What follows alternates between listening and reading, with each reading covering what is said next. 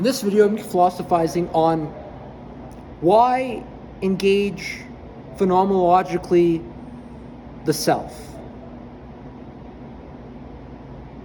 This is a highly meaningful question to cultivate meaning in life, as we are phenomenological beings, existing within uniquely subjectivity and the consciousness that encompasses mind-body connections. The self is most central, and the self intimately is the phenomenological experiência de uma's intellect. And it's within the curiosities of one's being that one explores qualia, what it's like to have X experience. And X experience in this situation may be extraordinarily meaningful, and yet subsequent seconds and or minutes and or days and or weeks and or years and or decades subsequent may hold no semblance of the meaningfulness one experientially encountered prior, existing to the meaningfulness of that intrinsic experiência. Yet, be it that there is something original within the satisfactions of one's pangs, be it that one was panged, experiencing certain essential and or necessary hurt within the deprivations of one's essential and or necessitated psychological needs, to explore within that hurt the meaningfulness that may alleviate and or within the alleviations, as one experiences the okayness of one's being, is more optimistic and positive to explore the mind wanderings without a certain motivated desire superficial to conduct X, engages what is intrinsically meaningful on this experiential phenomenological journey into the unknown unknowns. One self-discovers one's self-preferences, intrinsically meaningful to one's being within the momentariness one encounters it, experientially cultivating the illuminations of one's existencia, holding the navigational positive and or negative meaning and affect as one most desires to approach uniquely the positive meaning and affect. And it's the positive meaning and affect that the optimisms and the positivities and the most meaning in life is to be had, not the negative meaning in life, as often the individuals whom are more impaired and or hold deficiencies and or disabilities in terms of their own self-knowledge and or self-awareness may think. And you see this reflected even in Nietzsche's Philosophizing. There are gaps in many of his works, and perhaps his best work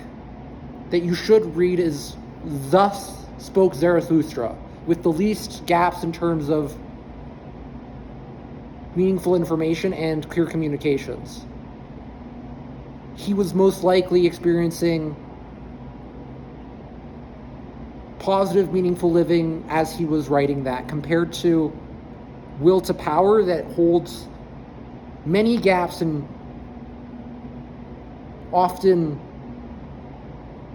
harmful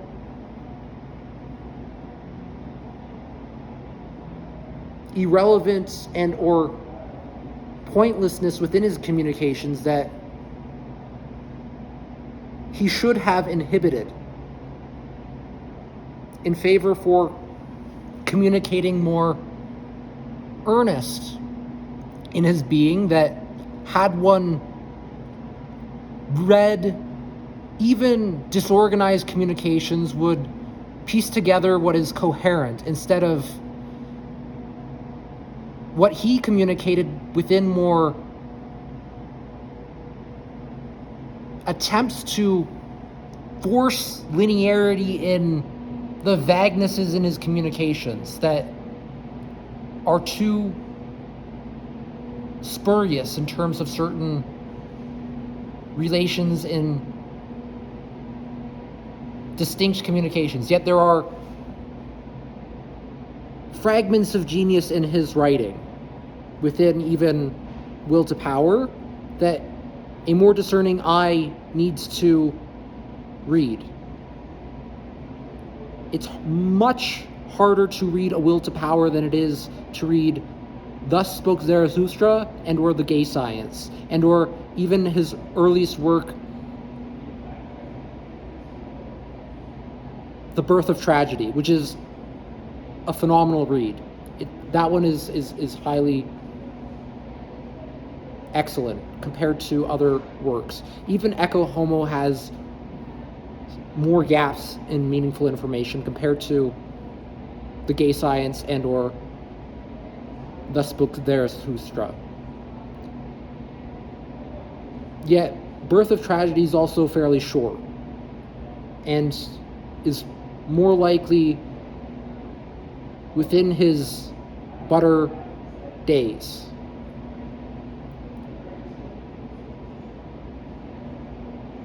It's often within the optimisms and positivities that one will conduct their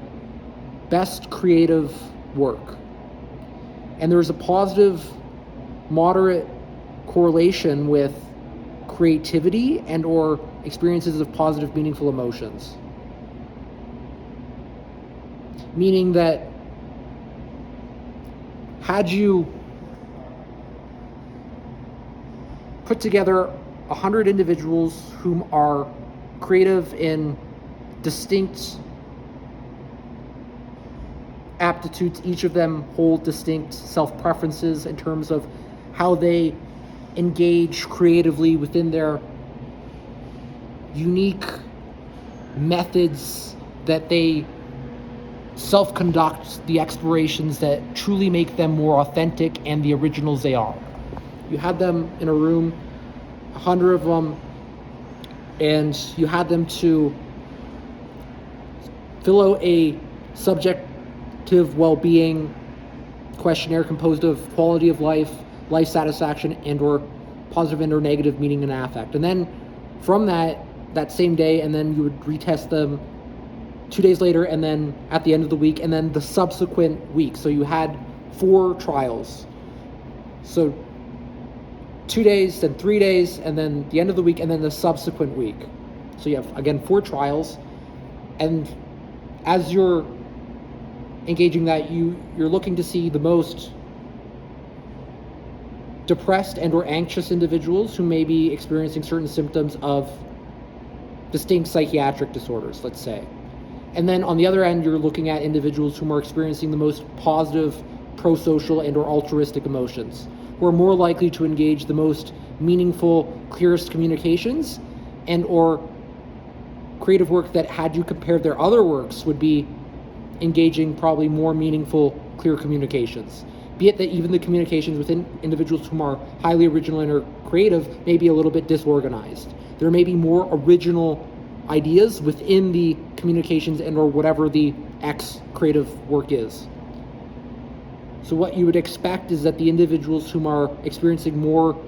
positivity and or pro-social and or altruistic emotions would engage more meaningful creative work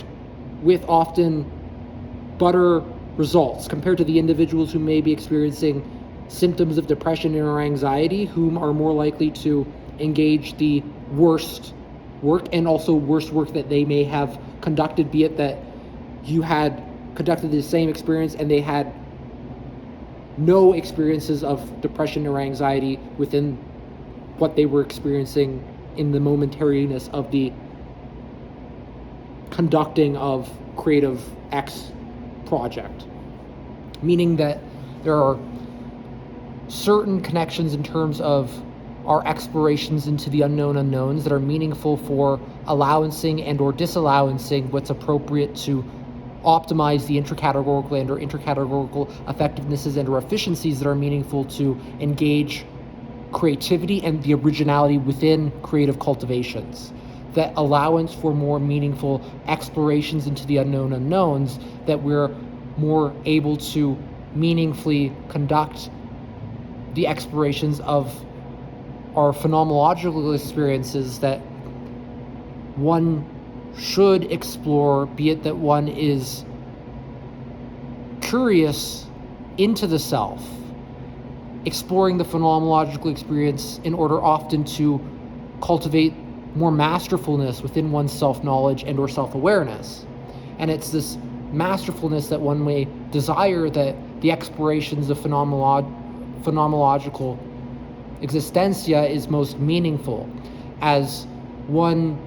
engaging the phenomenological exploration of one's unique perspective and or the distinctions within one's being is more likely to come to the wisdom within knowing thy existentia and the distinct component parts and or processes of one's existence that allowance for one to connect certain centralidades de apostolsu or apostol dentro uma existência that is most meaningful for the phenomenological navigations into the unknown unknowns, as one connects willfully the valorizações valientemente dentro o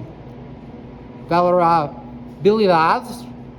uma engajando o valiência de uma existência. So I want to say for this video, hope you have an awesome one. Keep doing this episode.